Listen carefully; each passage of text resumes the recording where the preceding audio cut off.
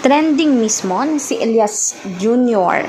Gilintukan na mismong nakilala sa Sabakadiri dance step niya at signature dance wave niya ay talagang magkakasuhan na sila ng tuluyan ng kanyang manager na si Beverly.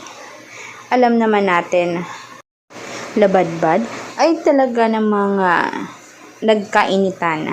Halos lahat umano ng kaari-arian mismo ni Elias regarding sa sasakyan sa mismong bahay na pinag-i-stayan nila sa kontrata nila ay kinuha talaga ni Beverly, mismong manager ni Elias. Ngayon naman, aabot sila sa mismong puntong kasuhan dahil nga pati pera mismo sa savings at sa bank account mismo ni Elias ay nawawala umano.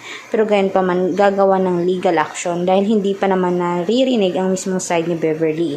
Ang mga tao lamang ay kusa ng naghatol at ang iilan ay talagang dito kumakampi kay Elias. Karamihan sa kanila nga, dahil nga naman si Elias naman talaga ay naging trending nga dahil sa kanyang signature dance na iyon.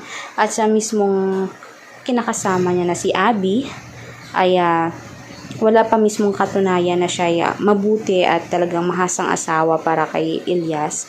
Pero gayon pa man, ang hidwaan na ito ay sa pagitan mismo ng manager at kay Elias.